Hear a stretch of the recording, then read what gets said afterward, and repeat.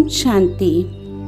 आज 17 अप्रैल 2025 का विशेष मूल्य विश्लेषण, रूहानी अस्पताल में आत्म उपचार का दिवस।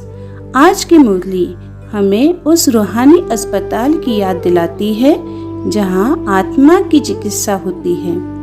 आत्मा आधा कल्प से देह अभिमान, विकर्मों और माया की मार से घायल हो चुकी है और उस आत्मा का सच्चा वैद्य कौन?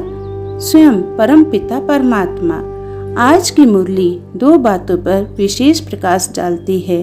पहला, देही अभिमानी छोड़ देही भाव में स्थित होना। दूसरा, स्मृति और गहन अभ्यास द्वारा आत्मा को शक्तिशाली बनाना। जीवन संस्कार हेतु 5 अमूल्य बिंदु। पहला, रूहानी अस्पताल में प्रवेश की भावना। आज बाबा ने कहा, मीठे बच्चे, यह अस्पताल तुम्हें आधा कल्प के लिए सदा निरोगी बनाने वाला है। माँ वाक्य का चिंतन। क्या मैं रोज मुरली क्लास को केवल ज्ञान सुनाई समझ कर आता हूँ या आत्मा की सच्ची चिकित्सा के भाव से आता हूँ? अभ्यास। जब भी क्लास में प्रवेश करो, मन में यह दृढ़ संकल्प हो, मैं आज अपने पुराने संस्कारों और रोगों से मुक्ति पाने आया हूँ। मैं वैद्यनाथ बाबा से आत्म स्वरूप में स्थित होने की दवा लूंगा। दूसरा, एक की याद यानी आत्मिक शक्ति का मूल। बाबा ने कहा, बच्चे, साकार को या आकार को याद ना करो, इससे क्या नुकसान है यह समझते हैं। उदाहरण, जैसे यदि मोबाइल में अनेक ऐप यानी अनुप्रयोग एक साथ खुले हों तो बैटरी शीघ्र समाप्त हो जाती है। वैसे ही मन अनेक विचारों में बटा रहे तो आत्मिक शक्ति क्षीण हो जाती है। अभ्यास। दिन में 3 बार रुककर मन को जांचो, मैं कहाँ कहाँ गया। फिर तुरंत कहो, मुझे तो एक बाबा याद है और कोई नहीं। तीसरा, आत्म स्वरूप की पहचान। मैं आत्मा प्रकाशमान बिंदु हूँ। आत्मा एक सितारा है, अविनाशी है। बोध, यह कोई कल्पना नहीं बल्कि आत्मिक स्थिति का सत्य स्वरूप है। अभ्यास।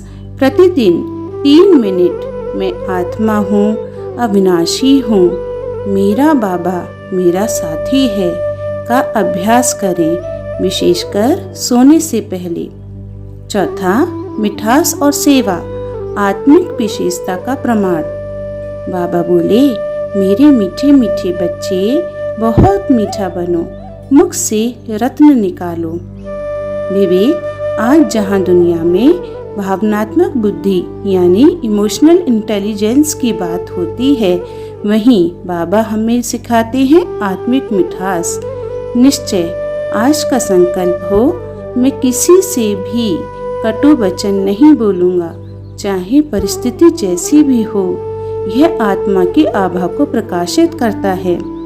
5वां, अपनी तकदीर को जगाओ, तुलना मत करो।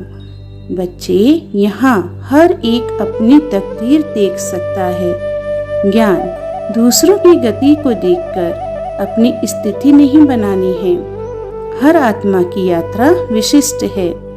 स्वयं से प्रश्न, क्या मैं आत्मिक महारथी बन रहा हूँ या केवल संख्या बढ़ा रहा हूँ? रात्रि चिंतन। दिन के अंत में स्वयं से पूछो, आज मैंने दिन में कौन कौन से ऐसे कार्य किए जिनसे मुझ आत्मा की चमक बढ़ी।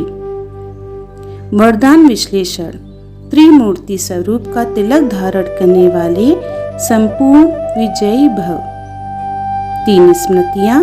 पहला, स्वस्वरूप की स्मृति, मैं आत्मा हूँ, अविनाशी हूँ। दूसरा, परम पिता की स्मृति, मेरा बाबा मेरा ज्ञानदाता और शक्ति सागर है। तीसरा, ड्रामा की स्मृति, यह सृष्टि चक्र न्यायपूर्ण और शुभ है। भावार्थ, यह 3 प्रकार की स्मृति आत्मा के लिए एक अदृश्य सुरक्षा कवच है जो हमें माया, संदेह चिंता और भय से मुक्त करता है। दैनिक अभ्यास। हर प्रातः स्नान के बाद दर्पण में स्वयं को देखकर यह आत्मिक तिलक लगाओ। मैं आत्मा हूँ, बाबा मेरा साथी है, यह सृष्टि नाटक श्रेष्ठ है, मैं सदा विजयी आत्मा हूँ। अव्यक्त इशारा। कंबाइंड रूप की स्मृति से सदा विजयी बनो। अर्थ केवल मैं नहीं, मैं और बाबा अर्थात हम, इस स्मृति में रहना ही विजयी बनाने वाली युक्ति है। अभ्यास। हर कर्म में, चाहे वह भोजन बनाना हो या व्यवहार करना, यह अनुभव करो बाबा मेरे साथ है, हम मिलकर यह कार्य कर रहे हैं। आज का स्लोगन। जीवन सूत्र। प्राप्तियों को सदा सामने रखो तो कमजोरियां सहज समाप्त हो जाएंगी। अर्थ आत्मा को बार बार ये स्मरण दिलाओ कि मुझे क्या मिला है।